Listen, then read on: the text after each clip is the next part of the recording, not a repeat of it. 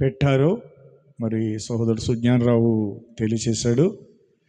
మరి ఆయన సుమారుగా ఒక 10 సంవత్సరాల పైనుంచి ఆయన ఇక్కడ పాలెం సెంటర్లో సిమెంటు కొట్టు పెట్టి, మరి మొదటిగా మన వెంకటరామయ్య గారు కొట్టు పక్కన స్టార్టింగ్ అక్కడ ప్రారంభించాడు ఆయన.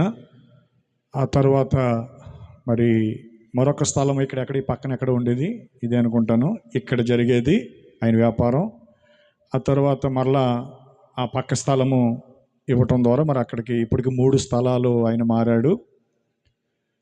మరి ఆయన ఈ వ్యాపారం మొదలుపెట్టిన తర్వాత ఆయన చక్కని గృహం నిర్మించుకోగలిగాడు, ఒక మంచి ఇల్లు కట్టుకోగలిగాడు, పిల్లల్ని మంచిగా చదివించుకోగలిగాడు. మరి ఇప్పుడు వాళ్ళ పిల్లలు ఒకరు ఇంటర్మీడియట్, ఒకరు 10th ఇంటర్మీడియట్ ఫస్ట్ ఇయర్ అయింది, వాళ్ళ అబ్బాయి 10th క్లాస్ పాస్ అయ్యాడు.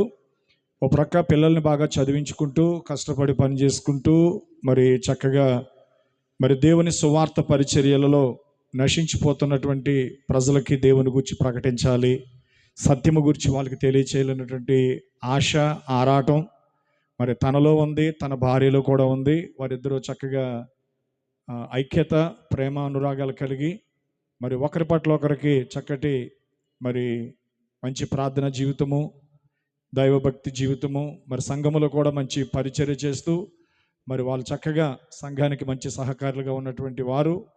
మరి సంవత్సరానికి ఒకసారో లేకపోతే 2 సంవత్సరాలకు ఒకసారో వారు మీటింగ్స్ ఏర్పాటు చేస్తూ ఉంటారు. మరి గతించిన డిసెంబర్ నెలలో అడ్డాలపాలెంలో మరి కోనపల్లి వారి ఇంటి దగ్గర ఒక మీటింగు మరి అక్కడ పెట్టారు. అలాగే మరి ఈ సంవత్సరం ఈ మే నెలలో మరి 9వ తారీఖున జరగాల్సిన మీటింగు మరి ఆ సమయంలో నేను ఇంటి దగ్గర లేకపోవడం వల్ల మరి దానిని పోస్ట్ పోన్ చేసి మరి ఈరోజు అయితే రాత్రే పెట్టాలి మేము ఆ మీటింగు. కానీ నేనే అన్నాను శుక్రవారం వద్దు, లక్షవారం పెట్టుకో లేకపోతే శనివారం పెట్టుకో అన్నాను. మరి రాత్రి అయితే కనుక ఖచ్చితంగా కొంచెం అలజడి, మరి తుఫానులాగా గాలి, వర్షం ఇవన్నీ వచ్చాయి. ప్రియులారా, మరి ఈ సువార్త, ఈ సత్యం అనేది మీకు చెప్పడానికి మేము ఇక్కడ రావడానికి గల కారణం ఏంటంటే, మరి సుమారుగా నేను రక్షించబడి 30 సంవత్సరాలు అయిందండి. 1994 సంవత్సరంలో నేను రక్షించబడ్డాను. నేను రక్షించబడక మునుపు మరి నేను కూడా క్రైస్తవ కుటుంబంలో పుట్టినప్పటికీ, క్రైస్తవ కుటుంబం మధ్యన జీవించినప్పటికీ, దేవుని సంఘానికి వెళుతున్నప్పటికీ కూడా మరి నాకు ఏ విధమైన మారు మనసు లేకోకుండా, మరి దైవ భయం లేకోకుండా, మరి ఈ భూమి మీద ఈ లోకంలో ఎన్ని వ్యసనాలు అయితే ఉన్నాయో, సినిమాలు కావచ్చు, త్రాగుడు కావచ్చు, తిరుగుడు అంటే వ్యభిచారం కావచ్చు, లేదంటే దెబ్బలాటలు కావచ్చు, మరి అన్ని రకాల అలవాట్లతో మరి నేను కూడా 23 సంవత్సరాలు అంటే నా వయసు 14 సంవత్సరాల వయసులో నేను మంచి యవనస్తుడిగా ఉన్నప్పుడు నేను చెడ్డ స్నేహితులు స్నేహం పట్టి మరి చెడు అలవాట్లకి నేను అలవాటు పడినప్పుడు నా చదువును కూడా నేను మధ్యలోనే విడిచిపెట్టేసి మరి నేను ఏదో చూడాలి, బొంబాయి చూడాలి, హైదరాబాద్ చూడాలి, ఇలాగా నేను చాలా ప్రాంతాలు చూడటానికి నేను వెళ్ళిపోయేవాడిని. అయితే నాకు 18 సంవత్సరాల వయసు వచ్చింది.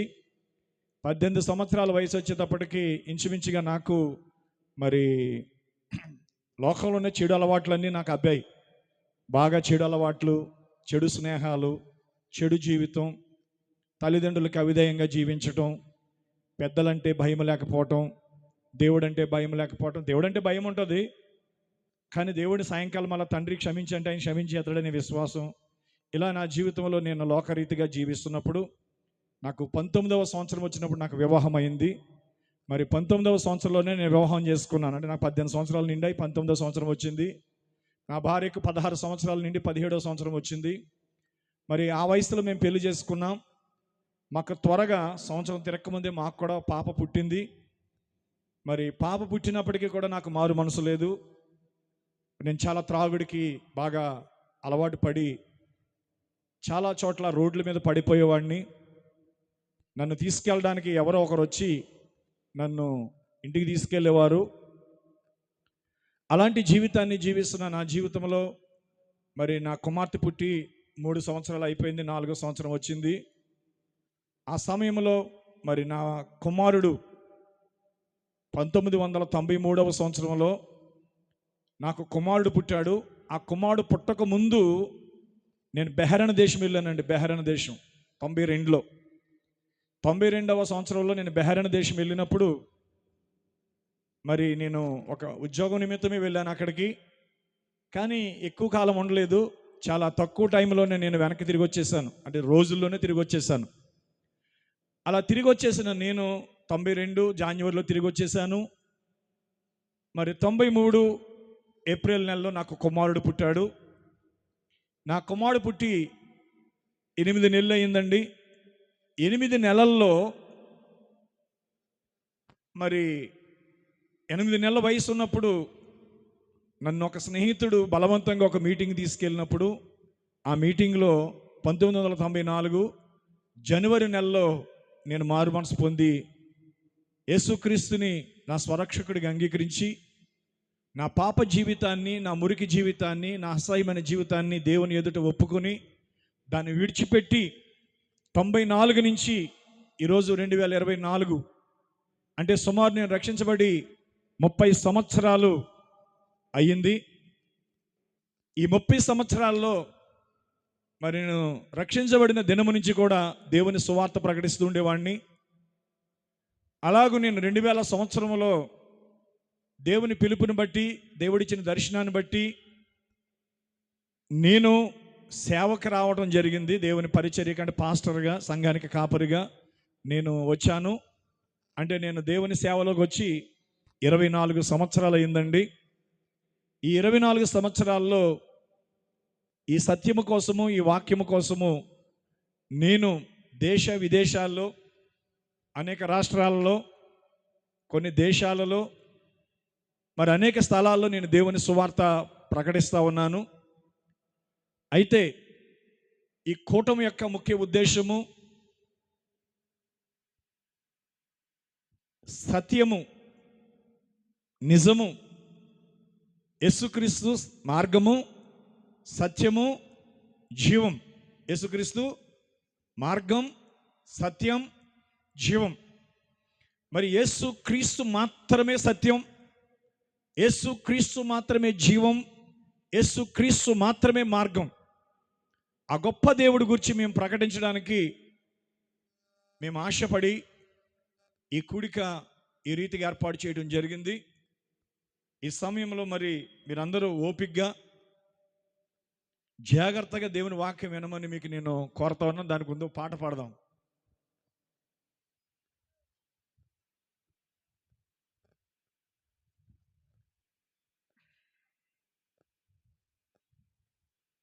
నా బ్రతుకును మార్చినది, నా నడతను దిద్దినది,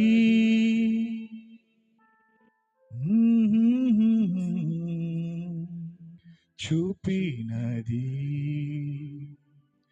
ఏడవ దూత వర్తమానము, ఎగురుచున్న పక్షిరాజు వర్తమానము. ఏడవ దూత వర్తమానము, ఎగురుచున్న పక్షిరాజు వర్తమానము. నా బ్రతుకును మార్చినది, నా నడతను దిద్దినది. నా బ్రతుకును మార్చినది, నా నడతను దిద్దినది. నా స్థానము చూపినది, నా స్థానము చూపినది. ఏడవ దూత వర్తమానము, ఎగురుచున్న పక్షిరాజు వర్తమానము. ఈ పాట మీరు వింటున్నారు. ప్రకటన గ్రంథము 2వ అధ్యాయము అలాగే 3వ అధ్యాయం మనం చూసినప్పుడు ఎఫెసు సంఘపు దూతకి ఎలాగూ రాయము, స్ఫురణ సంఘపు దూతకి ఎలాగ రాయము, స్వర్గమా దూతకి ఎలాగ రాయము అని, లవోదికీయ దూతకి ఎలా రాయమని 7 సంఘకాలాలు, 7 సంఘకాలానికి 7 దూతలు ఉన్నట్లుగా దేవుని వాక్యం సెలవిస్తా ఉంది.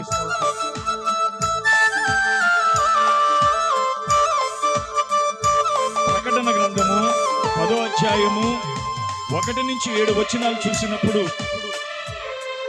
బలిష్ఠుడైన దూత పరలోకము నుండి దిగి వచ్చినట్లుగా ప్రకటన గ్రంథం 10వ అధ్యాయంలో మనం చూస్తున్నాం.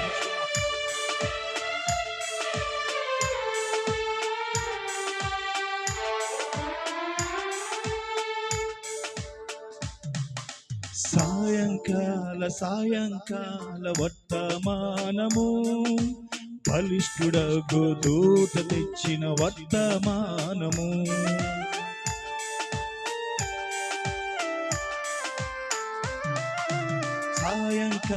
సాయంకాల వర్తమానము, బలిష్ఠుడగు దూత తెచ్చిన వర్తమానము. గ్రంథమును ఇచ్చినది, మర్మమును చూపినది. గ్రంథమును ఇచ్చినది, మర్మమును చూపినది. ముద్రాలను విప్పినది, ముద్రాలను విప్పినది. సాయంకాలవానము, బలిష్ఠుడగు దూత తెచ్చిన వర్తమానము.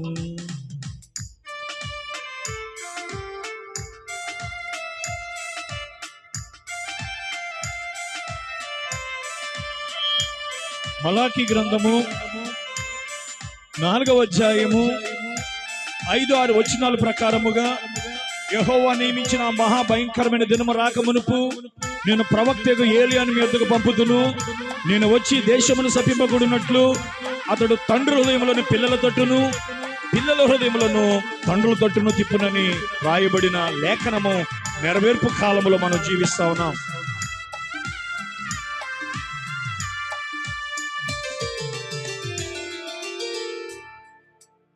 తండ్రుల తట్టు పిల్లల త్రిప్పే వర్తమానము, అపోస్తుల బోధను చెప్పే వర్తమానము.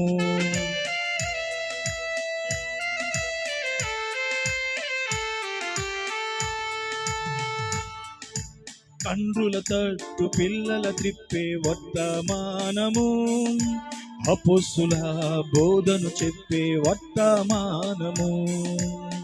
మహిమకు బాట చూపినది, ఆవలిగట్టు చేర్చునది. మహిమకు బాట చూపినది, ఆవలిగట్టు చేర్చునది. సదాకాలం సంతోషమే, సదాకాలం సంతోషమే. 7వ దూత వర్తమానము, ఎగురుచున్న పక్షిరాజు వర్తమానము. 7వ దూత వర్తమానము, ఎగురుచున్న పక్షిరాజు వర్తమానము. దేవునికి స్తోత్రం కలుగునుగాక.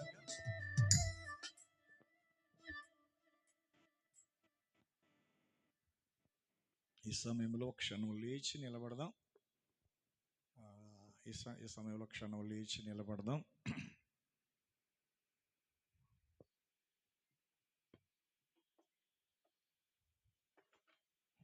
మనందరము దేవుని వాక్యాన్ని తెరిచి గలతీయులకు రాసిన పత్రిక, పరిశుద్ధ గ్రంథము గలతీయులకు రాసిన పత్రికలో నుండి దేవుని వాక్యాన్ని మనం చదువుకుందాం. 4వ అధ్యాయం.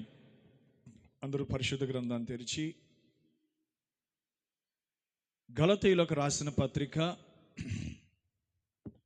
4వ అధ్యాయము 8వ వచనము దేవుని వాక్యం, మొదటి వాక్యం మనం చదువుకుందాం. ఆ కాలమందైతే మీరు దేవుని ఎరుగని వారై నిజమునకు దేవుళ్ళు కాని వారికి దాసులయ్యుంటిరి గాని ఇప్పుడు మీరు దేవునిని ఎరిగిన వారును మరి విశేషముగా దేవుని చేత ఎరగబడిన వారునై ఉన్నారు గనుక బలహీనమైనవియు నిష్ప్రయోజనమైనవినైనా మూల పాఠముల తట్టు మరలా తిరుగనేల, మునుపటి వలె మరలా వాటికి దాసులై ఉండగోరనేల.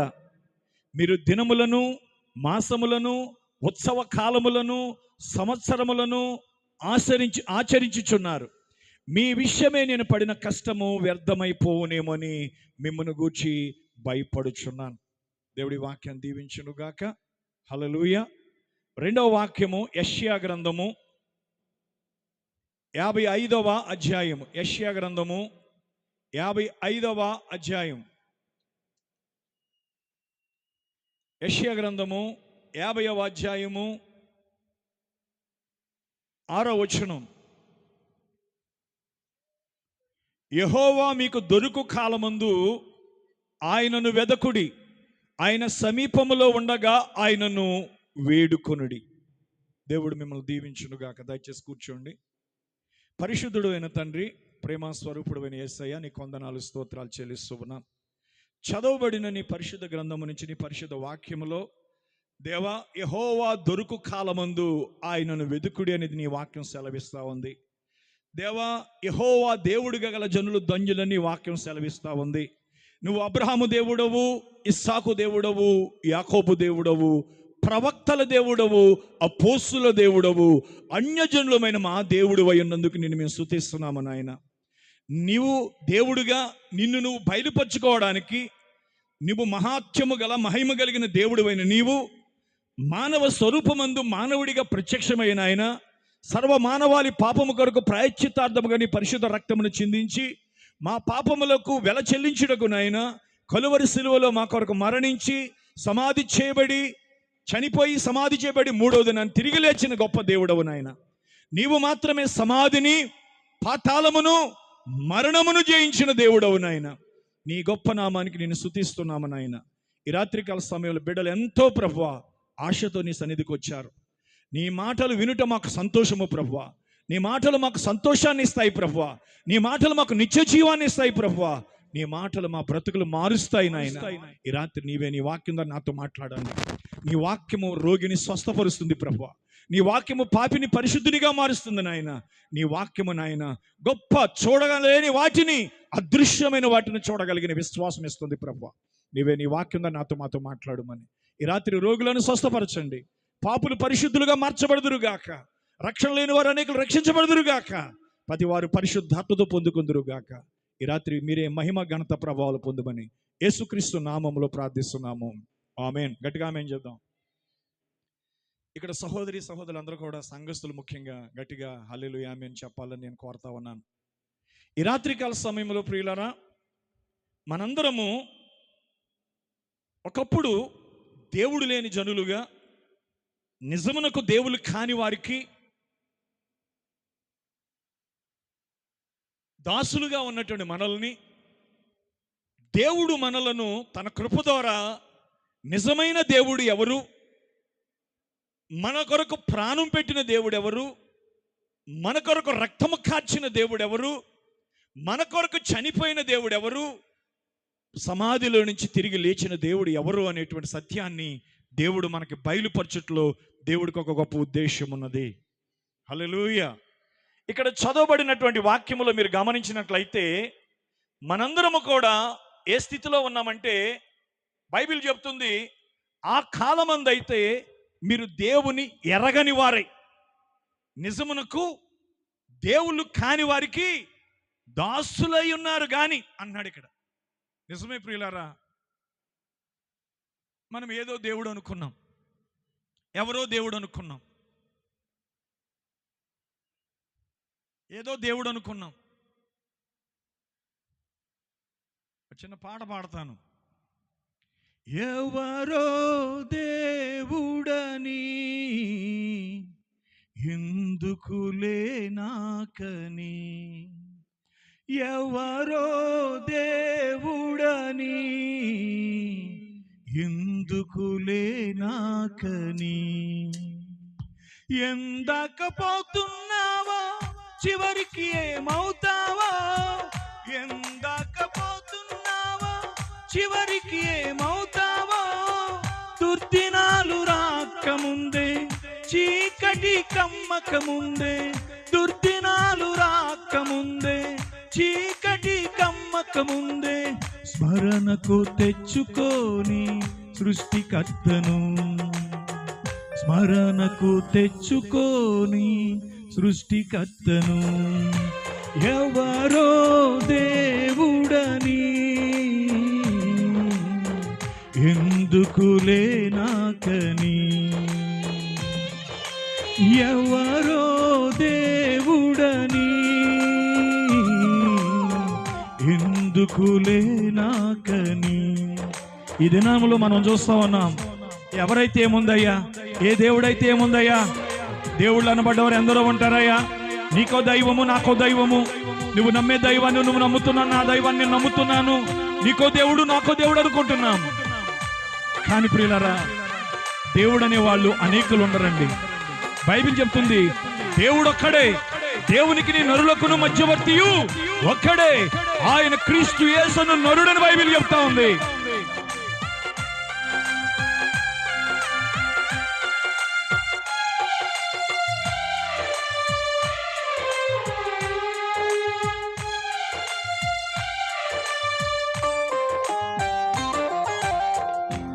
నీకో దేవుడు నాకో దేవుడు, మనిషి మనిషికి ఒక్కో దేవుడు, ఇందరు దేవుళ్ళైతే సత్య దేవుడెవరు, దేవుడు ఒకడే అయితే తగువులాటలేలా.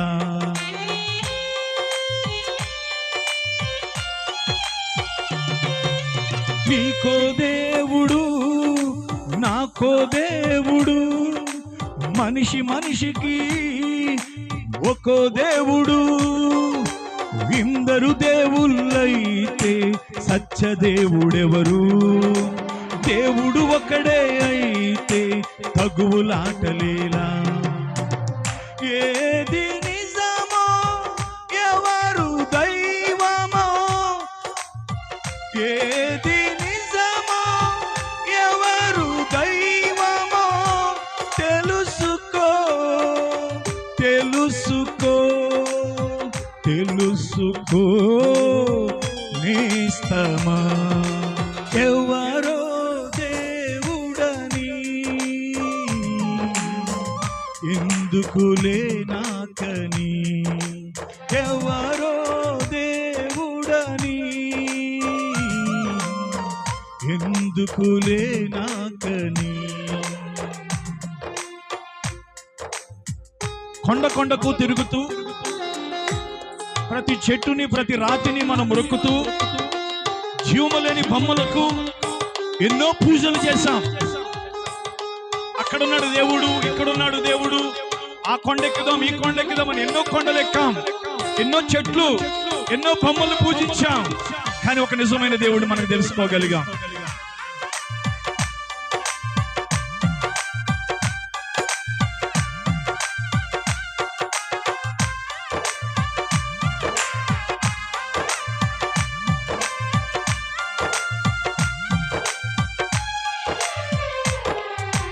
కొండ కొండకు తిరుగుటెందుకు, చెట్టును రాతిని బ్రక్కుటెందుకు, జీవము లేని బొమ్మలకు పూజలెందుకు, యేసే మార్గం సత్యం నిజమైన జీవం.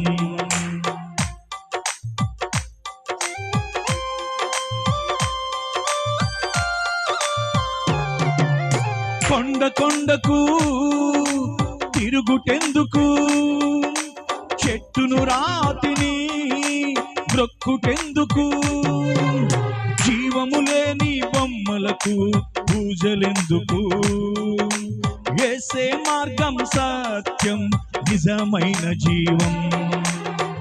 యేసే సృష్టికి కర్తగు దైవం, యేసే సృష్టికి కర్తగు దైవం. తెలుసుకో తెలుసుకో తెలుసుకో నేస్తమా, ఎవరో దేవుడని ఎందుకులే నాకని, ఎవరో దేవుడని ఎందుకులే నాకని. ఎందకపోతున్నావో చివరికి ఏమవుతావో, ఎందకపోతున్నావో చివరికి ఏమవుతావో. దుర్దినాలు రాకముందే, చీకటి కమ్మకముందే స్మరణకు తెచ్చుకోని సృష్టికర్తను, స్మరణకు తెచ్చుకోని సృష్టికర్తను. ఎవరో దేవుడని ఎందుకులే నాకని, ఎవరో దేవుడని ఎందుకులే నాకని. హల్లెలూయా. సంఘం గట్టిగా దేవుని స్తోత్రం చేద్దాం, ఇంకా గట్టిగా బిగ్గరగా దేవుని స్తోత్రం చేద్దాం. మీ శక్తితో దేవుని స్తోత్రం చేద్దాం. ప్రియులారా, ఈ రాత్రికాల సమయంలో ఈ చదవబడిన వాక్యాన్ని బట్టి నేను చూపించే లేఖనాలు, కొందరు బైబిల్ చూడొచ్చు, బైబిల్ విన్న జ్ఞాపకాలు రావచ్చు, కానీ తప్పనిసరిగా మీరు వెళ్ళిపోకముందే నేను వాక్యాన్ని ముగిస్తాను. మీరు ఎంత ఆశతో వచ్చారు, మిమ్మల్ని విసిగించేంతసేపు నేను వాక్యం చెప్పను. మీరు విని కొలది వినాలి అనిపించేలాగా ఉంటేనే వాక్యం చెప్తాను, తెలుసుకునే కొలది తెలుసుకోవాలనిపిస్తేనే వాక్యం చెప్తాను. ఎందుకంటే మాకు వాక్యము కంటే సిద్ధాంతాలు మేము బోధించాం, వాక్యము కంటే విలువైనది మరొకటి లేదు. ఈ రాత్రికాల సమయంలో మీలో ఎంతమంది, మనలో ఎంతమంది దేవుని ఎరగని వారమై ఉన్నప్పుడు నిజమునకు దేవుడు కాని వారిగా ఉన్న వారికి మనము దాసులుగా ఉన్నాం. మనం ఏమి లెక్కేసాం ఆనాడంటే దినములను లెక్కించాం. ఈరోజు మంచిదంటే ఈరోజు మంచిది కాదు అనుకున్నాం. అవునండి, మనకు దేవుడు అంటే నమ్మకం లేనప్పుడు, దేవుడు అంటే ఎరగనప్పుడు ఈ దినం మంచిది కాదు బాబా, ఆ దినం మంచిది కాదు బాబా అన్నాం. దినములను గూర్చియు, మాసములను గూర్చియు, ఉత్సవ కాలములను, సంవత్సరములను ఆచరిస్తున్నారంట. చూసారండి, ఒకప్పుడు మనం దేవుని ఎరగనప్పుడు, యేసుక్రీస్తుని రక్షకుడి కానప్పుడు, యేసుక్రీస్తుని దేవుడు అని తెలియనప్పుడు, ఇప్పటికీ మనము దానిలో నుండి వచ్చాం కాబట్టి, దాని కార్యాలు మనం ఎరిగి ఉన్నాం కాబట్టి, ఇప్పటికీ కూడా క్రైస్తవులుగా మనము మన జీవితాల్లో ఈరోజు మంచిదంటే ఈరోజు మంచిది కదా అన్నాం. కానీ బైబిల్ చెప్తుంది, ఆదికాండం 1వ అధ్యాయంలో చూసినట్లయితే ఆయన చేసిన ప్రతి రోజు మంచిదే. ఆయన 6 రోజుల్లో సృష్టి చేశాడు, 6 రోజుల్లో సృష్టి చేశాడు. ప్రతి దినము మంచిది మంచిది మంచిది మంచిది అన్నాడు ఆయన వాక్యంలో. హల్లెలూయా. ఆయన 7వ దినమున విశ్రాంతి తీసుకున్నాడని బైబిల్ గ్రంథం సెలవిస్తా ఉంది. అయితే పిల్లలు, నేను చెప్తున్నాను, మనము దినములను గూర్చియు, మాసములను గూర్చియు, ఉత్సవ కాలములను గూర్చియు, సంవత్సరముల గురించి మనం ఆచరిస్తున్నట్లయితే ఇంకా మనలో ఆ పాత భయం అనేది మనలో ఉంది. చూసారండి, కొన్ని నెలల్లో పెళ్ళిళ్ళు అవుతాయి, కొన్ని నెలల్లో పెళ్ళిళ్ళు అవ్వవు. వాళ్ళు అంటారు ఈ నెల ముహూర్తాలు ఏమంటారు. అవన్నీ నమ్మమా నమ్మలేదా? ఎవరు మాట్లాడలేదు. అందుకని సంఘస్థులు కొంచెం ముందుకుంటే బాగుంటుంది అనేది. ఎటున్నారా అండి? ఈరోజు మంచిది కాదు, ఈరోజు అమావాస్య, ఈరోజు పౌర్ణమి, ఈరోజు మంచిది కాదు అంటే నమ్మమండి. ఎవరైనా మంచి రోజు చూసుకుని పుడతారా? చెప్పాలి మీరు అందరూ. ఎవరైనా మంచి రోజు చూసుకుని పుడతారా అండి? ఎవరైనా మంచి ముహూర్తం చూసుకుని పుడతారా అండి? ఆ టైంలో ఏ నక్షత్రం ఉందో, ఏ రాహు ఉందో, ఏ కేతు ఉందో చూసి పుడతారా? లేదంటే పుడతారా? పుట్టేస్తాం.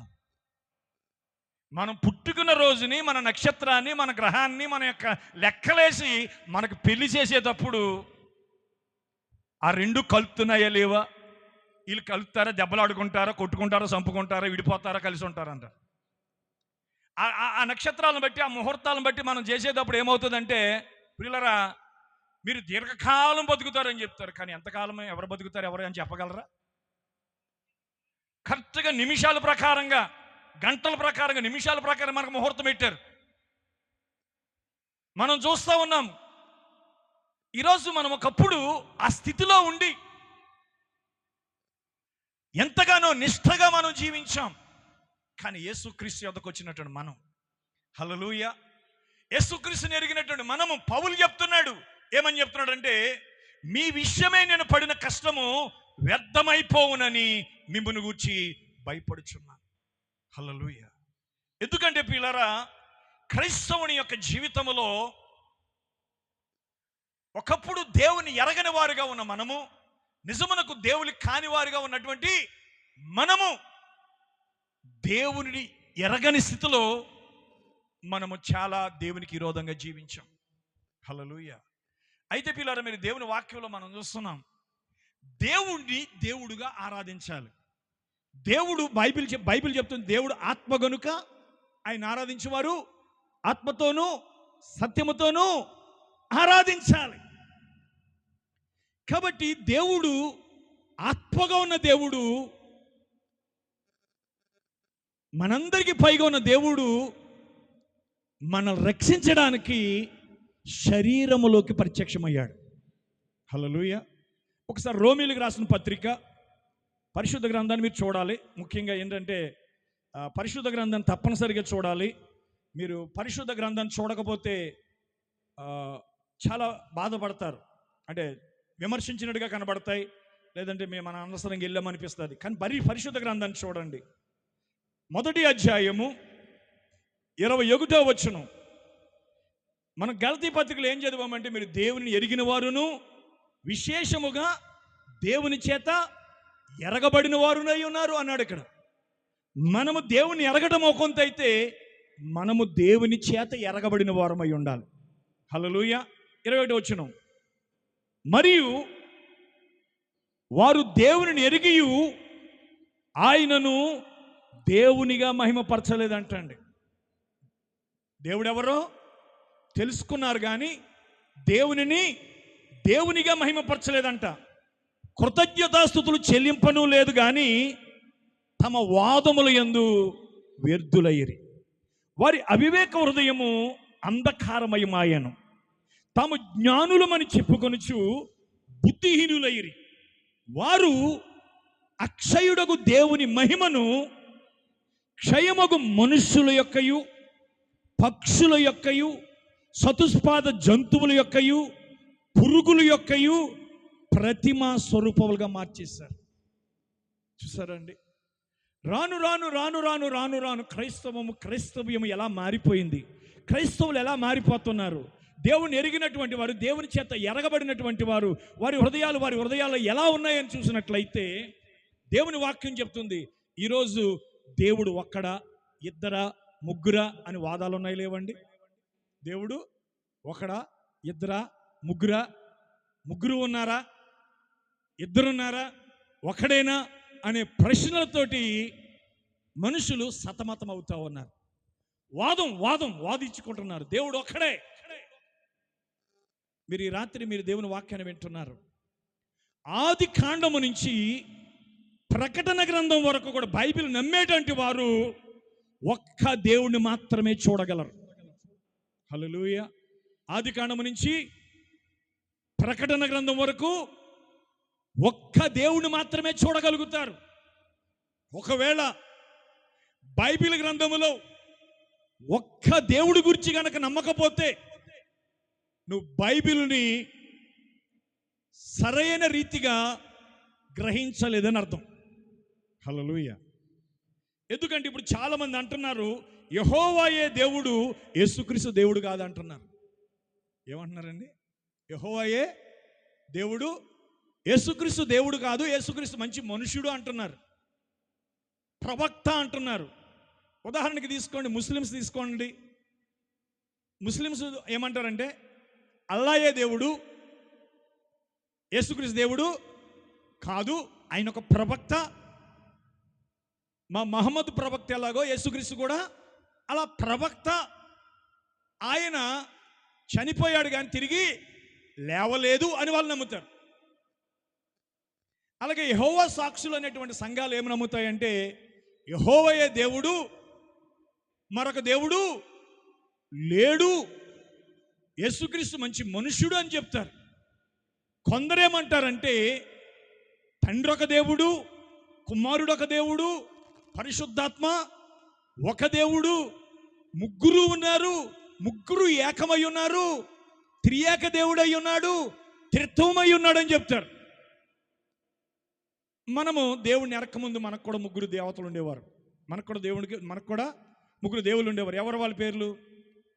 బ్రహ్మ, చెప్పలేదు మునుపు మన అందరం దేవుని ఎరగని వారం, దేవుని కాని వారికి దాసులై ఉన్నవారని వాక్యం చదివాం కదండి.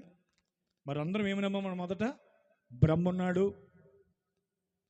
బ్రహ్మ అంటే సృష్టికర్త, విష్ణు అంటే పరిపాలించేవాడు, మహేశ్వరుడు అంటే నాశనం చేసేవాడు అని బ్రహ్మ, విష్ణు, మహేశ్వర వీళ్ళు ఏమన్నారంటే త్రిమూర్తులు అన్నారు.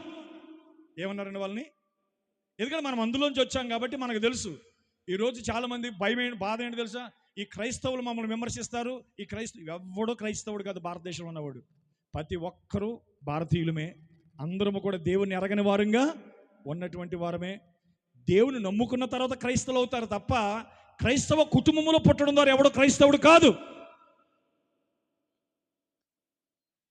ఎప్పుడు పొరపాటు పడుతున్నాం మనం. ఏమంటే క్రైస్తవ్యాన్ని ఒక మతం చేసేశారు, ఒక మతముద్ర వేశారు కాబట్టి, క్రైస్తవ్యాన్ని ఒక మతముగా చూస్తున్నారు కాబట్టి క్రైస్తవులు మమ్మల్ని విమర్శిస్తారు అనుకుంటారు. కాదండి, మనందరము ఒకప్పుడు క్రైస్తవులం కాదు.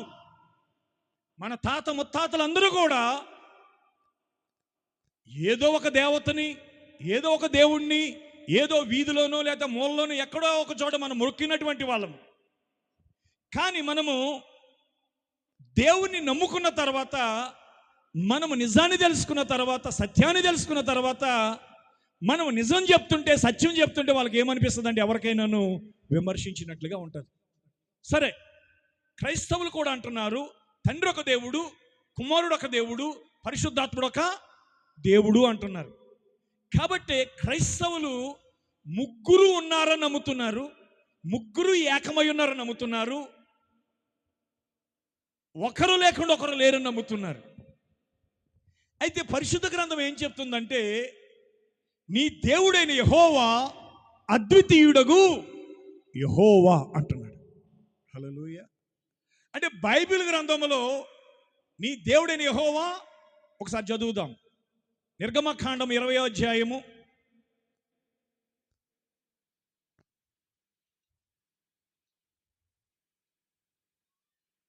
నిర్గమకాండం 20వ అధ్యాయం చూడండి ఒకసారి. నిర్గమకాండం 20వ అధ్యాయం 1వ వచనం. దేవుడి ఆజ్ఞలని వివరించి చెప్పెను, నీ దేవుడిని యెహోవాను నేనే దాసుల గృహమైన ఐగుప్తు నుండి నిన్ను వెలుపలకి రప్పించితిని, నేను తప్ప వేరొక దేవుడు నీకు ఉండకూడదు. పైన ఆకాశమందు గాని, కింద భూమి యందు గాని, భూమి కింద నేల యందే గాని ఇండు దేని రూపమునైనను విగ్రహమునైనను చేసుకొనకూడదు, వాటికి సాగిల పడకూడదు, వాటిని పూజించకూడదు. ఏలయనగా నీ దేవుడైన యెహోవానగు నేను రోషము గల దేవుడని అన్నాడు. దేవునికి స్తోత్రం కలుగును గాక. ఇక్కడ మనం చదువుతున్నాం 10 ఆజ్ఞలు. ఏమిచ్చాడంటే దేవుడు ఇజ్రాయేల్ ప్రజలకి 10 ఆజ్ఞలు ఇచ్చాడు. దేవుడు ఇజ్రాయేల్ ప్రజలకి ఈ ఆజ్ఞల్లో నరహత్య చేయకూడదు, వ్యభిచరించకూడదు, దొంగిలించకూడదు, నీ పొరుగువాని మీద అబద్ధ సాక్ష్య పలకకూడదు, నీ పొరుగువాని ఇల్లు ఆశించకూడదు, నీ పొరుగువాని భార్యనైనను, అతని దాసునైనను, అతని దాసీనైనను, అతని ఎద్దునైనను, అతని గాడిదనైనను, నీ పొరుగువానిదొక దేనినైనను ఆశింపకూడదని దేవుని వాక్యం చెప్తుంది. హల్లెలూయా. నీ దేవుడైన యెహోవా నీకు అనుగ్రహించిన దేశములో నువ్వు దీర్ఘాయుష్మంతుడగునట్లు నీ తండ్రిని నీ తల్లిని సన్మానింపుము, 7వ దినము విశ్రాంతి దినమును ఆచరించమని దేవుని వాక్యం సెలవిస్తూ ఉంది. ఇది 10 ఆజ్ఞలు. హల్లెలూయా. ఈ 10 ఆజ్ఞలు ఇశ్రాయేలు ప్రజలకి ఐగుప్తు దేశము నుండి వాగ్దత్త దేశమైన అబ్రహాముకి వాగ్దానం చేసిన కనాను దేశానికి వెళుతున్న మార్గములో దేవుడు అరణ్యములో మోషే ద్వారా దేవుడు ఈ ఆజ్ఞలు ఇచ్చాడు. హల్లెలూయా. ఈ ఆజ్ఞలు ఇచ్చిన వాడు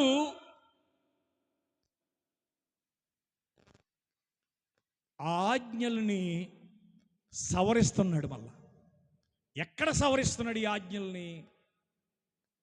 మత్తయి సువార్త 5వ అధ్యాయం. అందుకే మీరు బైబిల్ చూడండి. ఎందుకంటే అమ్మ ఈరోజు ప్రజలు బైబిల్ చదవరండి. బైబిల్ చదవని కారణాన్ని బట్టి క్రైస్తవులు బైబిల్ చదవరండి. చెప్పే ప్రసంగికుడు బోధలు వింటారు, వాడు చెప్పేది బైబిల్లో ఉందా లేదని చూడరు. ఎందుకంటే ఆ చెప్పే వాని మీద నమ్మకం, ఆ చెప్పేవాడి మీద, ప్రసంగికుడి మీద నమ్మకం. ఆ నమ్మకాన్ని బట్టి వాళ్ళు చెప్పేదే వింటున్నారు తప్ప బైబిల్ ఎవ్వరూ చదవట్లేదండి. మరి చదువు రానోళ్ళ సంగతి ఏంటి అయ్యగారు అని మీరు అనొచ్చు. చదువు రానోళ్ళకి ఒక విషయం ఉంది. అదేంటంటే గుడ్డోడికి గుంటోడికి చదువు రానోడికి తెలివితేటలు ఎక్కువ ఉంటాయి. ఆమేనండి అమ్మ. ఉంటాయా ఉండవమ్మా? గుడ్డోడికి గుంటోడికి చదువు రానోళ్ళకి కొంచెం తెలివితేటలు ఎక్కువ ఉంటాయి. మనకి ఎంత డబ్బున్నా ఎంత చదువుకున్నా లెక్కేయడం రాదు. ఆ చదువు రానోడికి ఒకసారి కట్టిస్తే ఒక క్షణం లెక్కడేస్తాడు.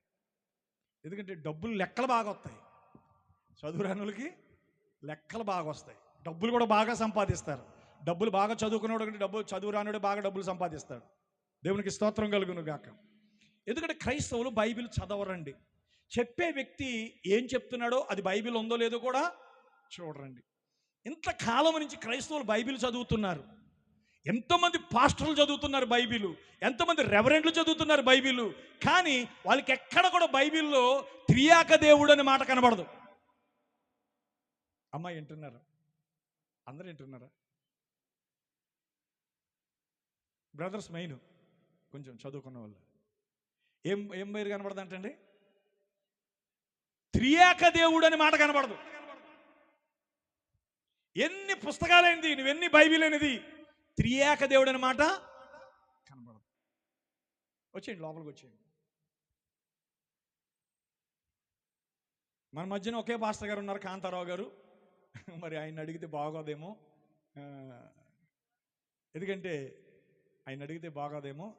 మరి లక్ష్మీ టైలర్ గారు ఉన్నారు, ఆయన అడిగినా కూడా బాగోదేమో. ఇంకా రాలేదండి, రావాలండి, పూర్తిగా రావాలి. ఇంకా వెనకాల ప్రసాద్ వెనకాల ఒక బ్రదర్ ఉన్నాడు. బైబిల్ చదువుతారు కదా మీరు, బైబిల్ చదువుతారు కదా. నేను అడిగేది కొంచెం లోపలికి వచ్చేయండి అమ్మ, లోపలికి వచ్చేయండి. గాబరి లోపలికి వచ్చేయండి. ఈ చినుకులు వస్తున్నాయా? దేవుని స్తోత్రం రావాలి, ఎందుకంటే అందరు లోపలికి వస్తారు. లోపలికి వచ్చేయండి. వెనకున్న బ్రదర్స్ అంతా లోపలికి వచ్చేయండి అమ్మ. అమ్మ లోపలికి రండి. ఈరోజు నేను చెప్పే మాటలు మీకు తప్పనిసరిగా మంచి చేస్తాయి. కుర్చీలు తెచ్చుకోండి, వచ్చినప్పుడు ఎవరు మోసుకురారు. కుర్చీలు తెచ్చుకోండి అమ్మ, కుర్చీలు తెచ్చుకోండి, లోపలికంటే వేసుకోండి. మీరు అక్కడే మూసెత్తే వాళ్ళు తడిసిపోతారు. లోపలికంటే రండి, లోపలికంటే రండి.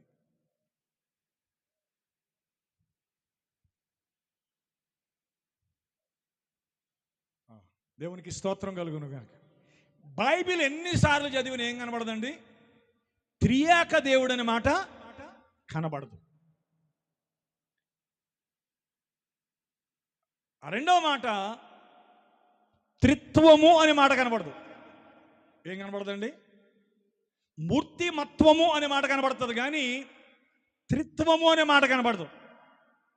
మరి బైబిల్లో లేని రెండు మాటలు అసలు ఎలా బైబిల్లో ఎలా బోధలోకి వచ్చింది?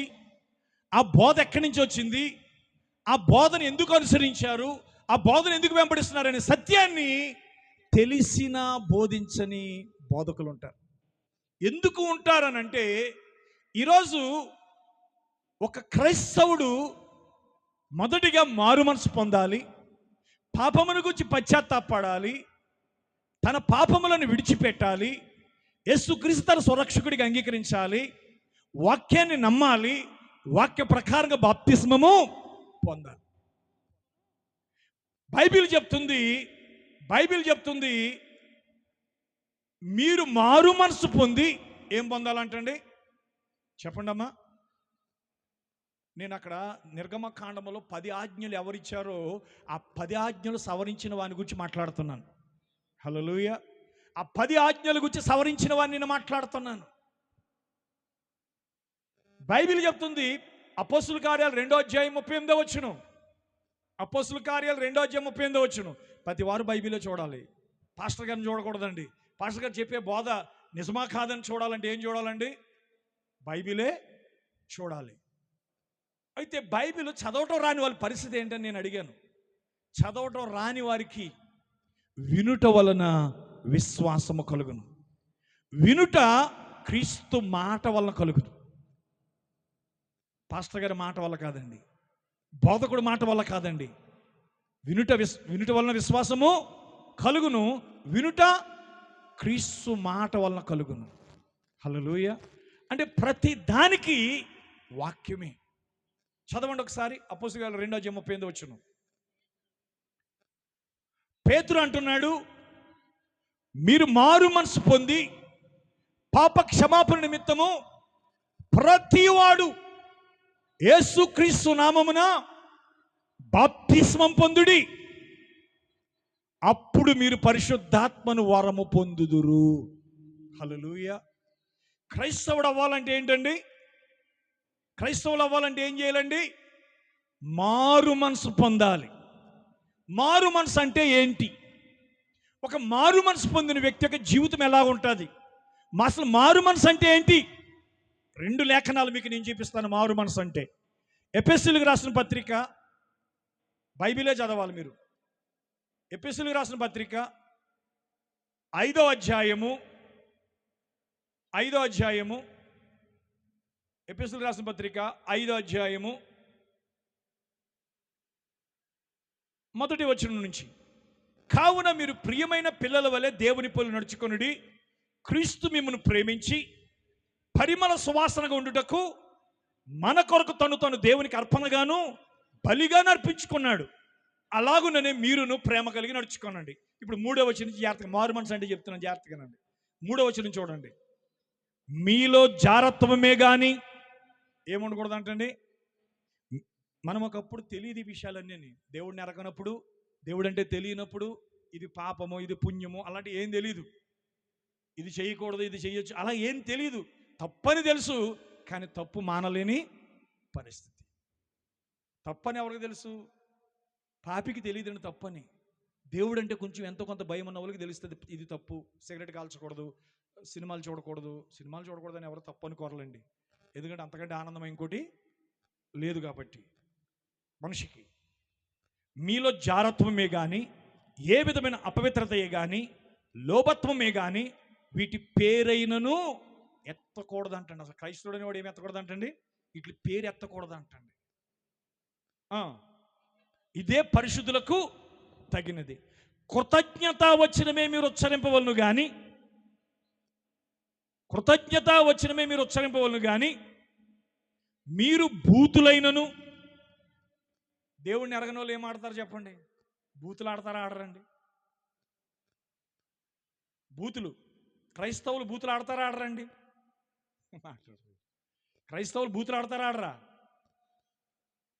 అన్యుల కంటే దేవుడిని ఎరగని వాళ్ళ కంటే క్రైస్తవులు బూతులు ఎక్కువ మాట్లాడతారు. బూతులైనను, పోకరి మాటలైనను, సరసోక్తులైనను ఉచ్చరించకూడదంట. అసలు సరసోక్తులు కూడా ఉచ్చరించకూడదంటండి. మరి క్రైస్తవులకి, సంఘానికి వెళ్తున్న వాళ్ళకి ఈ విషయాలు చెప్తున్నారా అండి? బూతులు ఆడకూడదు, ఇంకా పోకిరి మాటలు ఆడకూడదు, సరసోక్తులు ఆడకూడదు, తగవు. వ్యభిచారి అయినను, అపవిత్రుడైనను, విగ్రహారాధికుడైన, లోబి అయినను క్రీస్తు యొక్కయు దేవుని యొక్కయు రాజ్యమునకు హక్కుదారుడు కాడన సంగతి మీకు నిశ్చయముగా తెలియను. హల్లెలూయా. అంటే ఒక వ్యక్తి వ్యభిచారములో ఉండి చచ్చిపోతే, వ్యభిచారం చేస్తూ చచ్చిపోతే వాడు పరలోకం వెళ్ళరు.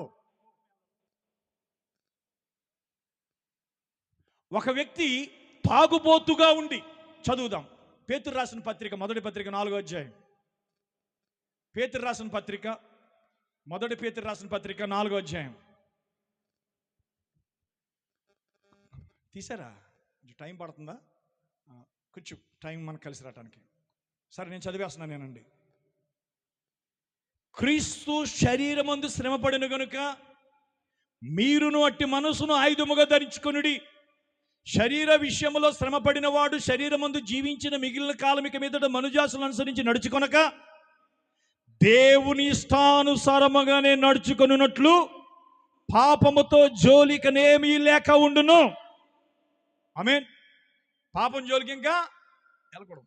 మనము పోకిరీ చేష్టలు, దురాశలు, మద్యపానము, అల్లరితో కూడిన ఆటపాటలు, త్రాగుబోతులు, విందులు, చేయదగని విగ్రహ పూజలు మొదలైన వాటి యందు నడుచుకొనుచు అన్యజనుల ఇష్టము నెరవేర్చుచుండుటకు గతించిన కాలమే చాలు. మనం అన్ని చేసామా చేయలేదా? కొన్నైనా చేశామా లేదా? ఎవరు మాట్లాడలేదండి. అన్నీ చేయకపోయినా కొన్నైనా చేశాం కదండి. కాబట్టి అది నువ్వు దేవుని దగ్గరికి వచ్చిన తర్వాత అది సరిపోద్ది. ఇక మరలా అలాంటి జీవితం నువ్వు జీవించకూడదు.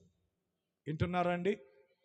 అపరిమితమైన ఆ దుర్వ్యాపారమందు తమతో కూడా మీరు పరిగెత్తకపోయినందుకు వారు ఆశ్చర్యపడుచు మిమ్మల్ని దూషించుచున్నారు. వింటున్నారా అండి? ఎందుకంటే ఒక మారిన జీవితం, ఒక మారు మనసు పొందిన వ్యక్తి ఒక తాగుబోతుగా ఎలా ఉండగలడు? ఒక వ్యభిచారిగా ఎలా ఉండగలడు? అల్లరితో కూడిన ఆటపాటాలంటే ఒక క్రైస్తవుడు సినిమాలు ఎలా చూడగలడు? సినిమాలు చూడకూడదని ఏ పాస్టర్ అని చెప్తాడు మనకి? మాట్లాడలేదు. అంటే నువ్వు సినిమాలు చూస్తూ చచ్చిపోయినా కూడా పరలోకం వెళ్ళవు. అలా ఎవరని చెప్తారా? అలా అయితే ఎవడొస్తాడండి గుడికి అంటారు. నేను బైబిల్ చెప్తుందమ్మా. ఎందుకంటే మోసం, ఇది క్రైస్తవులు మోసం జరుగుతుంది. చచ్చిపోతే ఆడికి భోజనాలు పెట్టేస్తారు, పల పెట్టేస్తారు, ప్లేట్లు మంచి పెట్టేస్తారు, గిన్నెలు మంచి పెట్టేస్తారు. అవి తినేసి మనం అవి తెచ్చేసుకుంటాం. కానీ ఆడు ఎక్కడ ఎడుతున్నాడు మనకి ఏం తెలుసు? మనకు ఒక విషయం తెలుసు. బైబిల్ చెప్తుంది, ఒక త్రాగుబోతు త్రాగుతూ చచ్చిపోతే వాడు పరలోకం వెళ్ళడు. ఎంతమంది పాస్టర్ ప్రసంగం చేస్తారు ఆయన కోసం? ఆయన పాస్టర్లకి డబ్బులు ఇచ్చారు, కానుకలు ఇచ్చేవాడు, చర్చి మందిరానికి డబ్బులు ఇచ్చేవారు, మరి చాలామంది పేదవాళ్ళకి సహాయము చేసేవారు. అన్నీ నిజమే. వింటున్నారా అండి?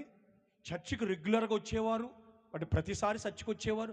చర్చికి వెళ్ళినా నువ్వు కానుకలు ఇచ్చినా, చర్చి కట్టడానికి డబ్బులు ఇచ్చినా, నీ దశమ భాగాలు ఇచ్చినా, చివరికి నువ్వు పేద పిల్లలకి అన్నం పెట్టినా, ఏది పెట్టినా నువ్వు ఒక త్రాగుబోతుగా చచ్చిపోతే డైరెక్ట్గా నరకానికి వెళ్ళిపోతావు. తాగుబోతులు ఎవ్వరూ పరలోకం వెళ్ళరండి. మరి పాస్టర్లు ఎందుకు ప్రసంగం చేస్తున్నారంటే తాగుబోతులకు అందరికీ పరలోకం వెళ్ళిపోయారు, మనం అక్కడ చూద్దాం. ఎక్కడి నుంచి ఎక్కడికి చూద్దాం? దరిద్రుడైన లాజరు, ధనవంతుడు చచ్చిపోయారు. కానీ ధనవంతుడేమో అగ్నిగుండములో ఉండి అరుస్తున్నాడు, అబ్రహామా నీ రొమ్మును ఆనుకున్నటువంటి లాజరును ఒకసారి నా దగ్గర పంపించి తన చిటికిన వేలుతో ఒక నీటి చొక్క నా నాలుక మీద వేయమంటున్నాడు. ఒకటి గుర్తుపెట్టుకోండి, మనం చచ్చిపోయిన తర్వాత నరకంలో ఉన్న వాళ్ళని చూస్తాం, నరకంలో ఉన్న వాళ్ళు పరలోకంలో ఉన్న వాళ్ళని చూస్తారు. అర్థం చేసుకోనండి. అమ్మ కనబడుతుంది అక్కడ, నాన్న కనబడతాడు అక్కడ, చెల్లి కనబడుతుంది, భర్త కనబడతాడు, భార్య కనబడుతుంది, అన్న కనబడతాడు, తమ్ముడు కనబడతాడు, అందరూ కనబడతారు. కానీ వారు భూమి మీద జీవించిన జీవితాన్ని బట్టి వారు ఉండే స్థలం ఉంటుందండి అక్కడ. ఎలా ఉంటుందంటే, ఇప్పుడు నేను మారు మనసు పొందని మంచిగా జీవిస్తున్నాను, లేదా ఇంకో సహోదరుడు ఉన్నాడు, అతను వ్యభిచారిగా జీవిస్తున్నాడు, దొంగగా జీవిస్తున్నాడు. ఇప్పుడు ఒకరినొకరు చూసుకుంటామా లేదా? ఒకరినొకరు సేగండి తీసుకుంటామా లేదా? ఒకరు ఇద్దరం కలిసి భోజనం చేస్తున్నామా లేదా? కానీ అక్కడ లేదది. చూసుకుంటాం అంతే. అక్కడ వారు ఇక్కడికి కానీ, ఇక్కడ వారు అక్కడికి కానీ వెళ్ళడానికి అవకాశం లేదు.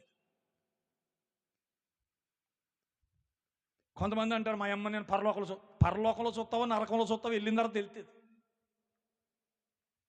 మా ఆయన నేను పరలోకంలో చూస్తాను. అసలు ఆడు పరలోకం వెళ్తే కదా నువ్వు వెళ్ళాలి కదా అసలు. ఎందుకంటే బైబిల్ చెప్తుంది, ఒక త్రాగుబోతు కానీ, ఒక దొంగ కానీ, ఒక లోబి కానీ, ఒక విగ్రహార్థికుడు కానీ దేవుని రాజ్యములో ప్రవేశించుట అసంభవం. హల్లెలూయా. కానీ మనందరం ఎలాంటి వాళ్ళం అంటండి? మునుపు మనందరము ఏమన్నాడు అక్కడ వాక్యంలో?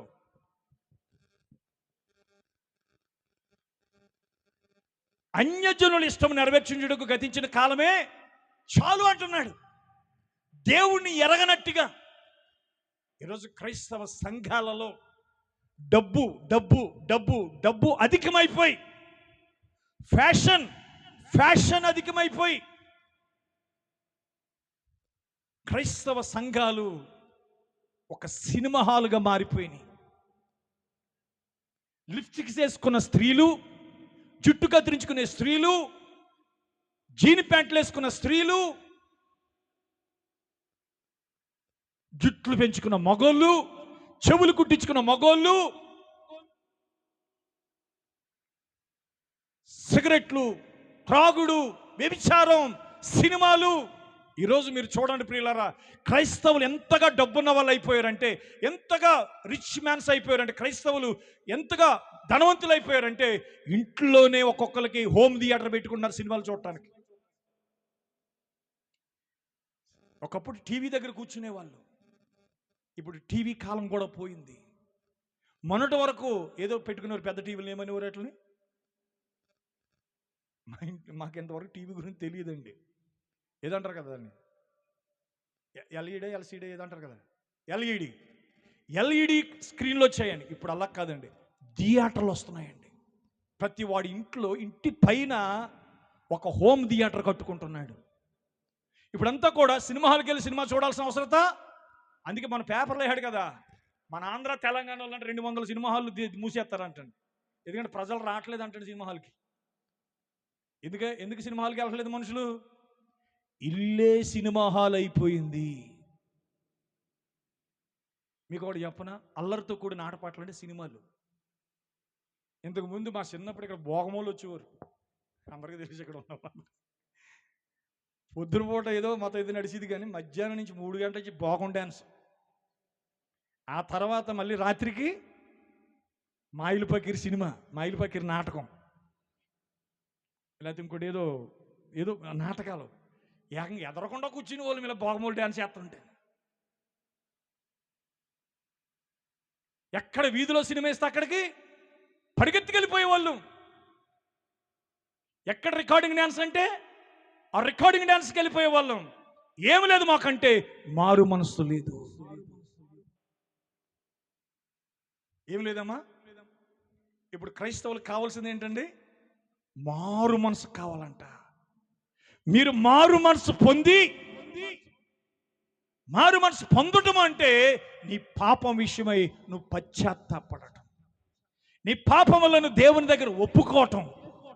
తండ్రి, నేను పాపము చేశాను, నా పాపాలను ఎదుట నేను ఒప్పుకుంటున్నాను, నా పాపాలు క్షమించి ప్రభువా, నాకు క్షమాపణ దయచే ప్రభు అంటే, యేసుక్రీస్తు నీ కొరకు కలువరి శిలువలో మరణించినప్పుడే నీ పాపాలు క్షమించాడు. నీ పాపాల కొరకు బలి అర్పణ అర్పించాడు దేవుడు. ఇప్పుడు కేవలం నువ్వు చేయాల్సింది ఒకటి, ఒప్పుకొనుట. నీ పాపములను ఒప్పుకొని దేవుని దగ్గర విడిచిపెట్టుట.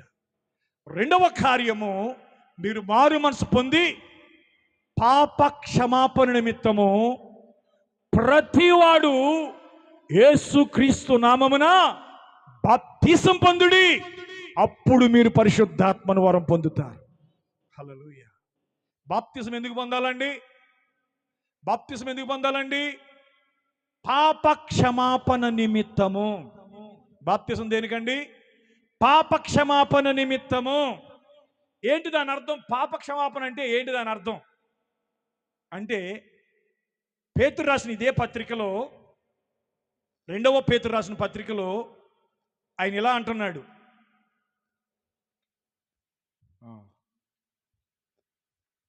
క్షమించండి, మొదటి పేతురు రాసిన పత్రిక 3వ అధ్యాయం 19వ వచనం. దేవుని దీర్ఘశాంతము ఇంకా కనిపెట్టుచుండినప్పుడు పూర్వము నోవహు దినములలో వాడ సిద్ధపరచబడుచుండగా అవిధేలైన వారి యొద్దకు కనగా చెరలో ఉన్న ఆత్మల యొద్దకు ఆయన ఆత్మరూపిగాని వెళ్ళి వారికి ప్రకటించాను. ఆ వాడలో కొందరు అనగా 8 మంది నీటి ద్వారా రక్షణ పొందిరి. దానికి సాదృశ్యమైన బాప్తిస్మము ఇప్పుడు మిమ్మును రక్షించుచున్నది. బాప్తిస్మం అంటే ఏంటండి?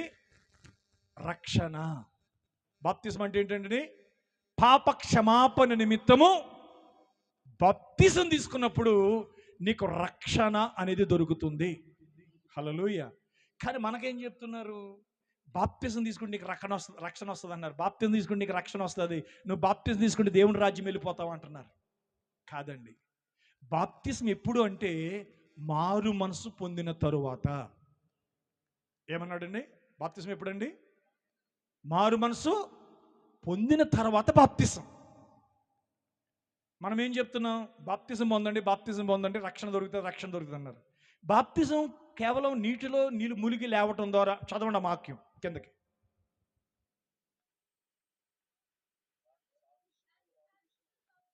దానికి సాదృశ్యమైన బాప్తిజం ఇప్పుడు రక్షిస్తుంది.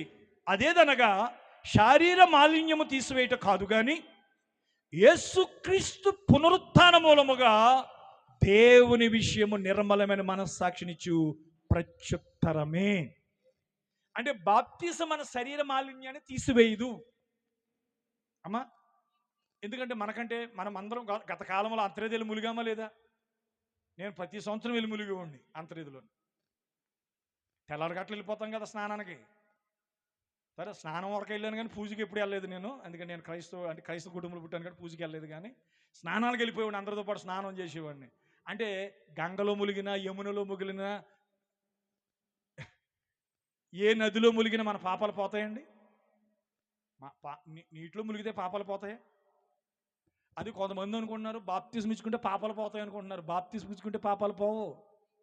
నీరు నిన్ను రక్షించట్లేదు. నీ హృదయంలో క్రీస్తుని అంగీకరించావనే దానికి అది బాహ్యమైన రుజువు మాత్రమే. నువ్వు మారు మనసు పొందావు, యేసుక్రీస్తుని రక్షకుడిగా అంగీకరించావు అనే దానికి అది సూచన తప్ప నీరు నీ పాపాలు క్షమించట్లేదు. ఆమేన్ చెప్తారా? ఒకసారి మత్తయి సువార్త మొదటి అధ్యాయము బాప్తిజం పొందేటప్పుడు ఏం చేయాలి? మత్తయి సువార్త 3వ అధ్యాయము తీసారమ్మా? 3వ అధ్యాయము 5వ వచనం. మత్తయి సువార్త 3వ అధ్యాయం 5వ వచనం. ఆ సమయమున యెరూషలేము వారును యూదయ వారందరూ యొర్దాను నది ప్రాంతముల వారందరూ యోహాను యొద్దకు వచ్చి ఏం ఒప్పుకున్నారంటండి? మనం బాప్తిజం పొందేటప్పుడు ఏం చేయాలి చెప్పండి? పాపములను ఒప్పుకోవాలి. మరి ఒప్పుకున్నామా? ఒప్పుకోవడం అంటే ఏంటి? విడిచిపెట్టాలి. పాపం ఒప్పుకోవడం అంటే ఏంటండి? కొంతమంది అంటారు, నేను సినిమా చూశాను, నా తప్పు నేను ఒప్పేసుకుంటున్నాను. నువ్వు సినిమా చూసావు, నీ పాపాన్ని ఒప్పేసుకున్నావు కాదు. ఆ సినిమాని విడిచిపెట్టిన తర్వాతే నువ్వు ఒప్పుకున్న దానికి అర్థం ఉంది. ఈరోజు చాలామంది అంటారు, నేను వ్యభిచారం చేశాను, నేను తప్పు చేశాను, నేను పడిపోయాను. పడిపోయిన వాడు పడిపోయిన కాడ ఉండకూడదు. హల్లెలూయా. అర్థమవుతుందమ్మా? కానీ పాపాలు ఒప్పేసుకున్నాను కాబట్టి మళ్ళా పాపాలు చేయడం కాదు. పాప క్షమాపణ నిమిత్తము ప్రతివాడు యేసుక్రీస్తు నామమున బాప్తిసం పొందండి. అప్పుడు మీరు పరిశుద్ధాత్మను వరం పొందుతారు. ఎప్పుడైతే పరిశుద్ధాత్మ అనేది నీలోకి వస్తుందో ప్రియులరా, అప్పుడు ఆ పరిశుద్ధాత్మ అంటే దేవుడే, క్రీస్తే, వాక్యమే నీ జీవితంలోకి వస్తుందో ఇక మరలా నువ్వు పాపాన్ని చేయటానికి భయపడతావు. హల్లెలూయా. ఎంతకుముందు సినిమా హాల్కి పరిగెత్తేసావు, సినిమాలంటే పరిగెత్తేసావు, చుట్టలు ఇష్టపడ్డావు, సిగరెట్లు ఇష్టపడ్డావు, త్రాగుడంటే ఇష్టపడ్డావు, వ్యభిచారం అంటే ఇష్టపడ్డావు, అబద్ధాలంటే ఇష్టపడ్డావు, బూతులంటే ఇష్టపడ్డావు, పిల్లల చెడ్డ స్నేహాలంటే ఇష్టపడ్డావు. కానీ ఎప్పుడైతే నీలో ఒక పరిశుద్ధాత్మ వచ్చిన తర్వాత మరలా నువ్వు పాపం అంటే వణికిపోతావు. హల్లెలూయా.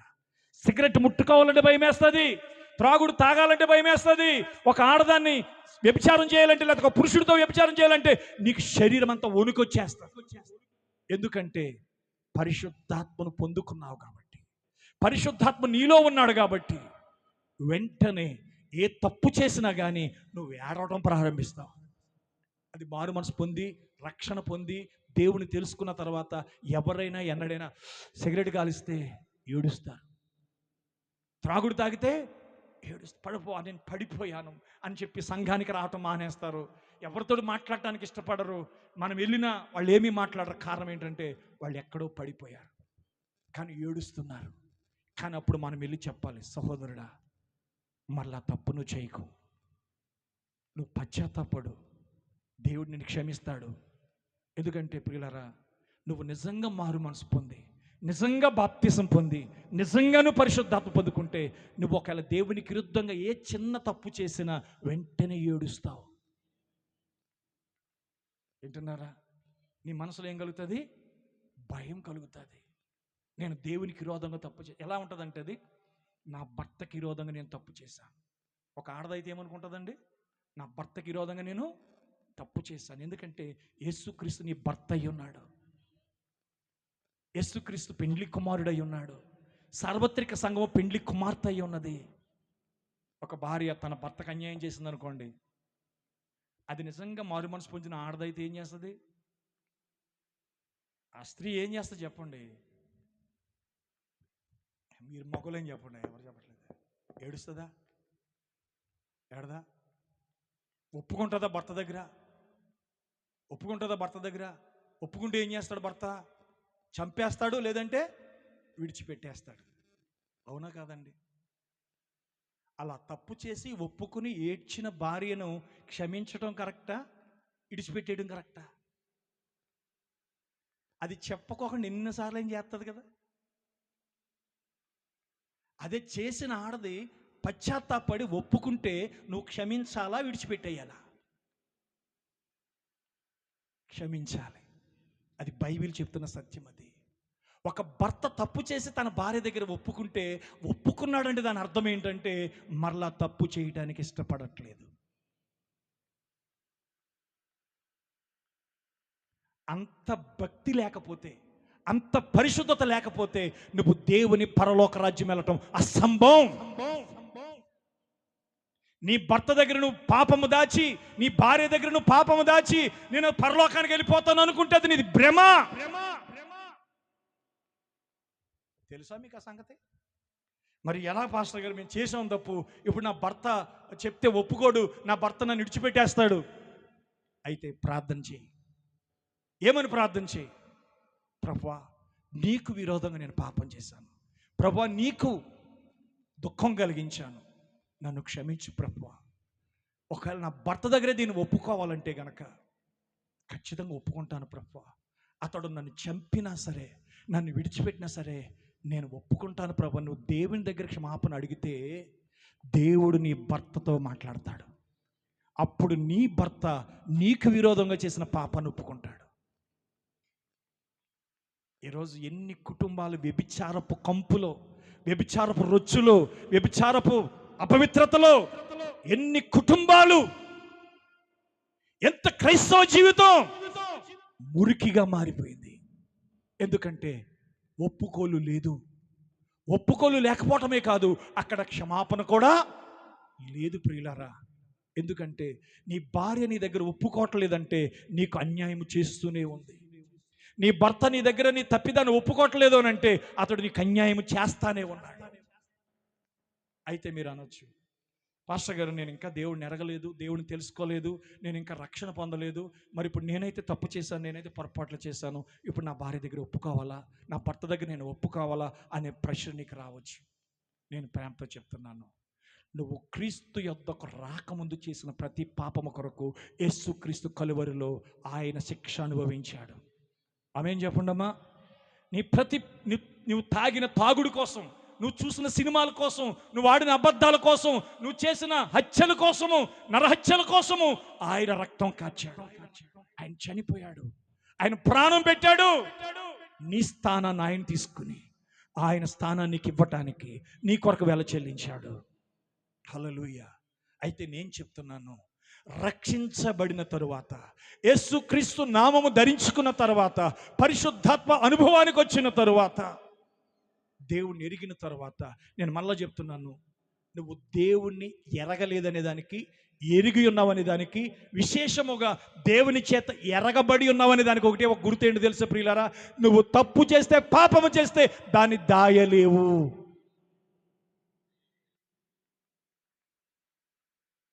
Praise lord. ఏమన్నా పరిశుద్ధాత్మ నీలో ఉంటే తప్పు దాచుకొనిస్తుందా? దేవుని ఆత్మ నీలో ఉంటే తప్పు దాచుకొనిస్తుందండి? అస్సలు దాచుకోనివ్వదు. ఎందుకంటే అది ఒప్పుకునే వరకు, దాన్ని విడిచిపెట్టే వరకు కూడా నీకు అశాంతి, నెమ్మది లేని పరిస్థితి కనబడుతుంది. హల్లెలూయా. దేవునికి స్తోత్రం కలుగును గాక. వారు ఏం చేస్తున్నారంటే, వారు తమ పాపములను ఒప్పుకొనుచు యొర్దాను నదిలో అతని చేత బాప్తిసం పొందుచుండిరి. అతడు పరిసయ్యులలోను సద్దూకయ్యులలోను అనేకులు బాప్తిసం పొందుడు వచ్చుడు చూచి, సర్ప సంతానమా, రాబో ఉగ్రత నుండి తప్పించుకోవడానికి మీకు బుద్ధి చెప్పిన వాడెవడు?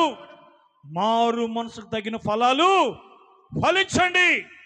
ఇదిగో ఇప్పుడే గొడ్డలి చెట్లు వేరన ఉంచబడినది గనుక మంచి ఫలము ఫలించని ప్రతి చెట్టును నరకబడి అగ్నిలో వేయబడినను. ఆమేం చెప్పండి అమ్మా. చెట్ల గురించి చెప్తున్నాడా, మన గురించి చెప్తున్నాడా? చెప్పాలి వీరందరూ. చెట్ల గురించి చెప్తున్నాడు అండి, చెట్ల గురించి చెప్తున్నాడు. చెట్ల గురించి కాదు, మన గురించే చెప్తున్నాడు. మంచి ఫలములు ఫలించని ప్రతి చెట్టు నరకబడి అగ్నిలో వేయబడుతుందంటండి. అగ్నిలో వేయబడుతుందంటండి.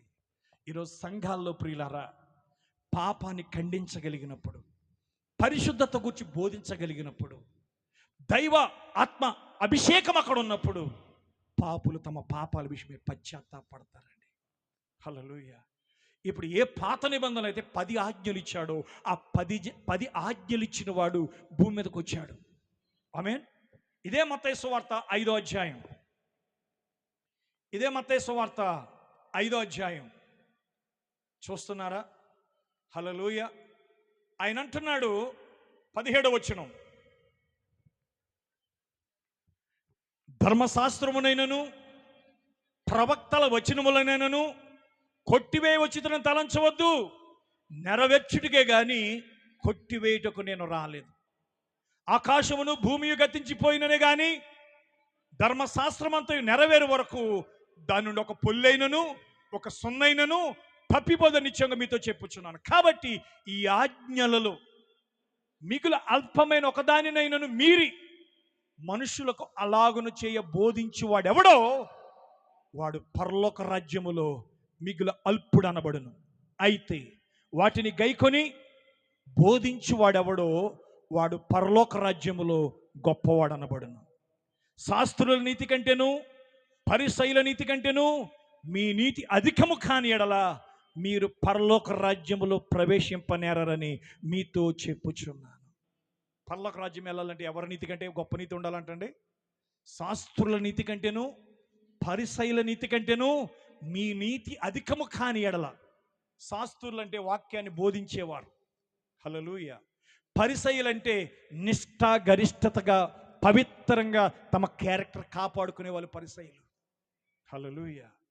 పుదీనాలోను సదోపాలోను ప్రియుల ప్రతి దాంట్లో దేవునికి దశంభాగాలు ఇచ్చేటువంటి వారు. హల్లెలూయా. వాళ్ళు చాలా నిష్ఠగా ఉండేటువంటి వారు పరిసయ్యులు. శాస్త్రులు అంటే దేవుని పరిశుద్ధ ధర్మశాస్త్రం చదివేటువంటి వారు శాస్త్రులు. హల్లెలూయా. వాళ్ళ నీతి కంటే మీ నీతి అధికము కాని ఎడల మీరు పరలోక రాజ్యములో ప్రవేశింపరంటున్నాడు. 21వ వచనం, నరహత్య చేయవద్దని ఎవరు చెప్పారు? దేవుడైన యెహోవా మోషేకి ఇచ్చిన ఆజ్ఞలలో ఒక ఆజ్ఞ ఏంటది? నరహత్య చేయవద్దు అనేది పాత నిబంధన ఆజ్ఞ. నరహత్య చేయవాడు విమర్శకు లోనగునని పూర్వీకులతో చెప్పిన మాట మీరు విన్నారు కదా. నేను మీతో చెప్పున్నదేమనగా, తన సహోదరుని మీద కోపపడు ప్రతివాడు విమర్శకు లోనగును. ఆమేన్. హల్లెలూయా. తన సహోదరుని మీద కోపపడు ప్రతివాడు విమర్శకు లోనగును. తన సహోదరుని చూసి వ్యర్థుడని చెప్పేవాడు మహాసభకు లోనగును. ద్రోహి అని చెప్పేవాడు నరకాగ్నికి లోనగును. హల్లెలూయా. 27వ వచనం, వ్యభిచారము చేయవద్దని చెప్పబడిన మాట మీరు విన్నారు కదా. ఎక్కడన్నారు మీరు? 10 ఆజ్ఞల్లో, నిర్గమకాండములో దేవుడైన యెహోవా చెప్పిన మాట. ఆమేన్. అది మోషే ద్వారా ఇజ్రాయెల్కి ఇవ్వబడిన ధర్మశాస్త్ర గ్రంథములో వ్యభిచరించకూడదు అని చెప్పాడు. నేను మీతో చెప్పినదేమనగా, అక్కడ ఆజ్ఞ ఇచ్చినవాడు, ఇక్కడ మాట్లాడుతున్నవాడు ఒకడే. అక్కడ ఆజ్ఞ ఇచ్చినవాడు, ఇక్కడికి వచ్చి భూమి మీద మాట్లాడుతున్నవాడు ఒకడే. నేను మీతో చెప్పినదేమనగా, ఒక స్త్రీని మోహపు చూపుతో చూచు ప్రతివాడు అప్పుడే తన హృదయమందు ఆమెతో వ్యభిచారం చేసిన వాడుగును. వ్యభిచారం పాపమా? మోహపు చూపే పాపమా? ఒక పాత నిబంధనలు ఏం పాపం చెప్పండి? వ్యభిచారం చేస్తేనే పాపము. వ్యభిచారంలో దొరికిన వాడిని రాళ్ళతో కొట్టి చంపేయాలి. పాత నిబంధనలో పాపం చేసిన వాడిని రాళ్ళతో కొట్టి చంపేయాలి. ఇప్పుడు యేసుప్రభు ఏమంటున్నాడు? ఒక స్త్రీని మోహపు చూపుతో చూచు ప్రతివాడు అప్పుడే తన హృదయమందు ఆమెతో వ్యభిచారము చేసినవాడు. హల్లెలూయా. అర్థమవుతుందండి? అంటే ఇప్పుడు లోకమంతా ఎలా ఉంది అంటే వ్యభిచారపు ఆత్మతో ఉంది. ఎలా ఉందండి? వ్యభిచారపు ఆత్మతో ఉంది. వ్యభిచారపు చూపులు ఎందుకు చూస్తున్నారనంటే, మనుషులలో సొదొమ గొమొర్రా దినాలలో నోవహు దినాలలో జరిగినట్టే మనుష్య కుమారుడి దినముల్లోనూ జరుగును. ఇప్పుడు పాపం అంతా ఎక్కడ జరుగుతుందంటే, లాడ్జిలోనో హోటల్లో జరగట్లేదు, కళ్ళతో వ్యభిచారం జరుగుతుంది. దేంతో జరుగుతుందండి? మన కళ్ళే కదా పాపం. మాట్లాడరేంటి ఎవరన్నా? కళ్ళే పెద్ద పాపం. దానికి ఎవరినో పట్టుకుని వ్యభిచారం చేసేంత పాపం కాదు అది. కళ్ళుతో చూసేదే వ్యభిచారం అన్నాడు. హల్లెలూయా. ఎందుకు ఒక పురుషుడు స్త్రీ వైపు మోపు చూపు చూస్తున్నాడు అని అంటే, ఈరోజు సినిమా యాక్టర్స్ ఎలాంటి డ్రెస్సులు వేసుకుంటున్నారో ఈనాడు క్రైస్తవ స్త్రీలు కూడా అలాంటి డ్రెస్సులు వేసుకుంటున్నారు. ఈ వీపంతా కనబడే జాకెట్లు. బాధపడకండి ఎవరు. వేసుకుంటున్నారు, వేసుకోవట్లేదు.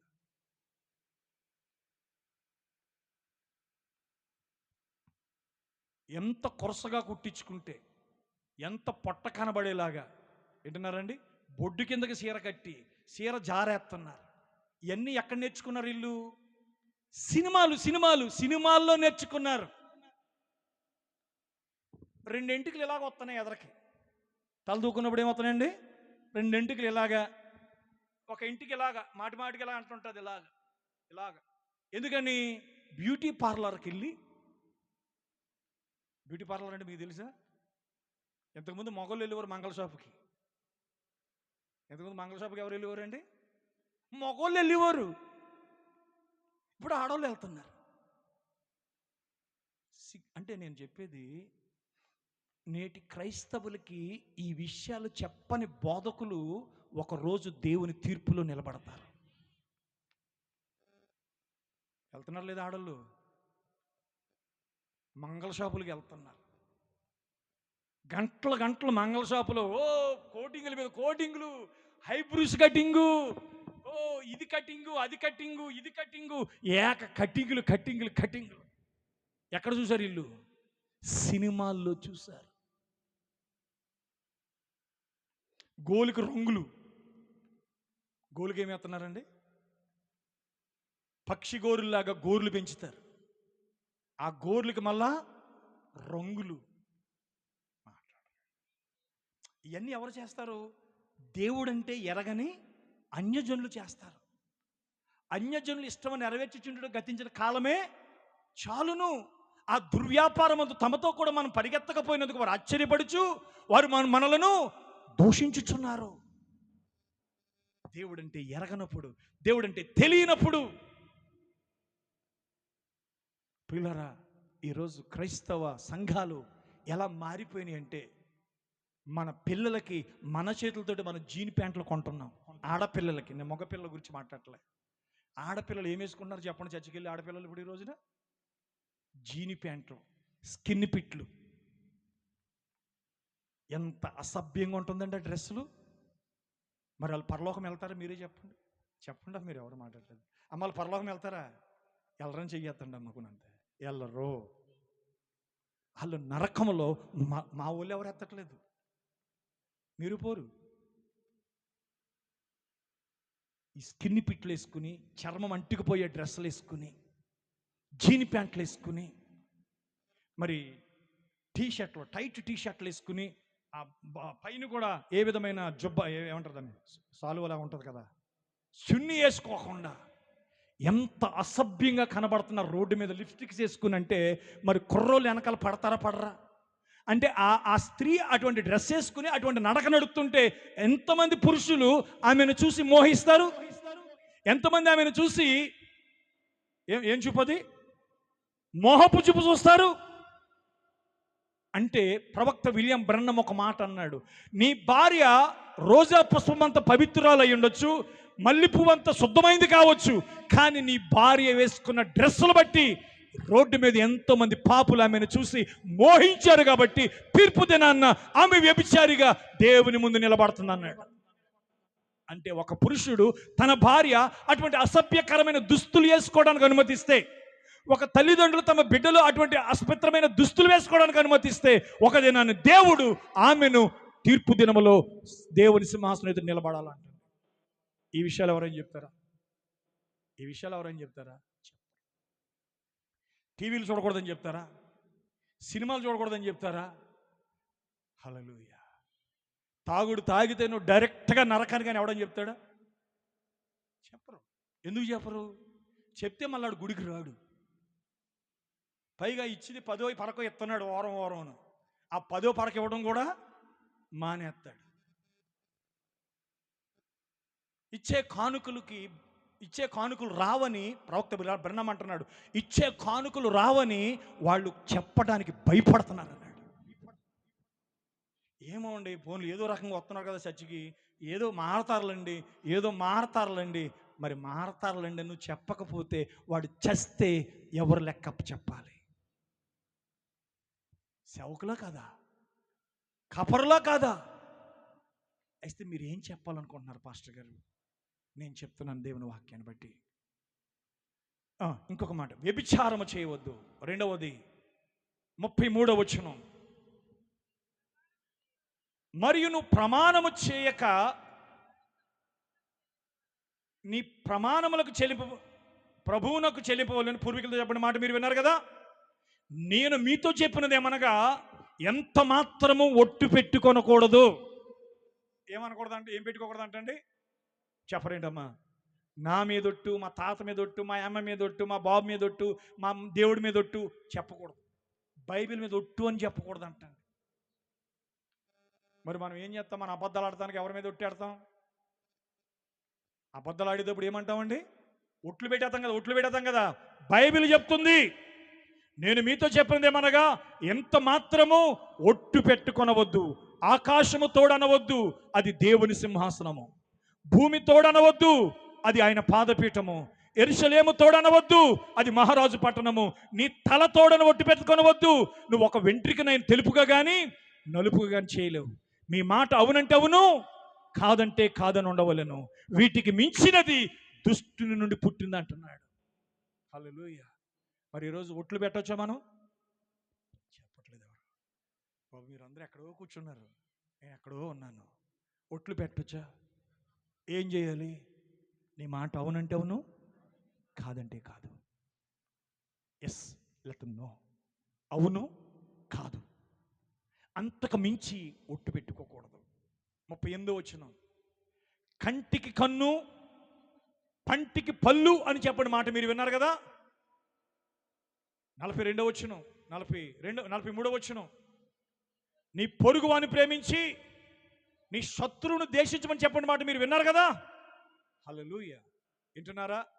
హల్లెలూయా. చూసారా ప్రియులారా, ఇక్కడ దేవుడు యేసుక్రీస్తు పాత నిబంధనలో 10 ఆజ్ఞలను మరలా తిరిగి ఆయన వాటిని ప్రజల మధ్యకి తీసుకుని వస్తా ఉన్నాడు.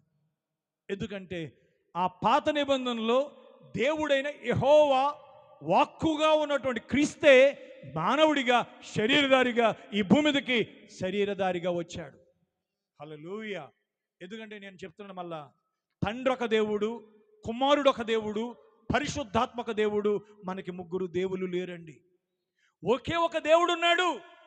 పాత నిబంధనలో యెహోవాగా పిలువబడ్డాడు, కొత్త నిబంధనలో శరీరధారిగా యేసుక్రీస్తుగా ప్రత్యక్షమయ్యాడు. హల్లెలూయా. ఇప్పుడు నేను కొన్ని మాటలు మీకు దేవుని వాక్యంలో చూపించాలని నేను ఆశపడతా ఉన్నాను. హల్లెలూయా. ఎంతమంది వినటానికి ఇష్టపడుతున్నారు? పిల్లలు, ఇక్కడ మనం చూడండి, దేవుని యొక్క వాక్యంలో మనం చూస్తున్నాం. రోమీయులకు రాసిన పత్రిక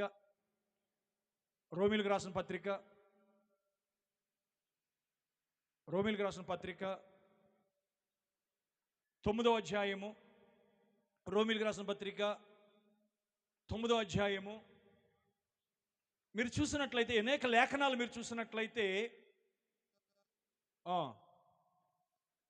5వ వచనం, 9వ అధ్యాయం 5వ వచనం, పితరులు వీరి వారు శరీరమును బట్టి క్రీస్తు వీరిలో పుట్టెను.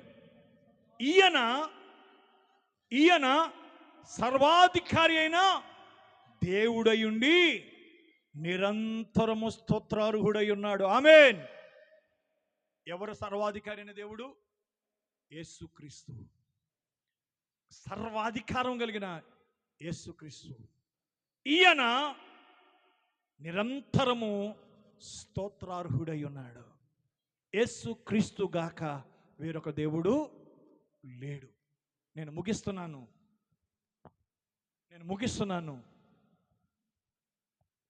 యేసుక్రీస్తు గాక వేరొక దేవుడు లేడు.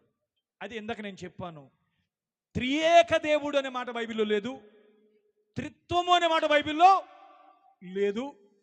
తండ్రి, కుమార, పరిశుద్ధాత్మ నామములో బాప్తిస్మం అనేది బైబిల్లో ఎక్కడ, ఏ చోట, ఏ అపోస్తులుడు బాప్తిస్మం ఇవ్వలేదు. ఇది సత్యాన్ని మీరు తెలుసుకోవాలి. ఎందుకంటే మీరు పొందిన బాప్తిస్మం, మీరు మొట్టమొదటిగా ఏం పొందాలి? మారు మనసు పొందాలి. అంటే పాపాన్ని చెప్పట్లేదమ్మా, పాపాన్ని ఒప్పుకోవాలి. పాపం గురించి పశ్చాత్తాపడి పాపాన్ని ఒప్పుకుని విడిచిపెట్టాలి. రెండవది, పాప క్షమాపణ నిమిత్తము ప్రతివాడు యేసుక్రీస్తు నామమున బాప్తిసం పొందాలి. యేసుక్రీస్తు నామమున బాప్తిసం పొందకపోతే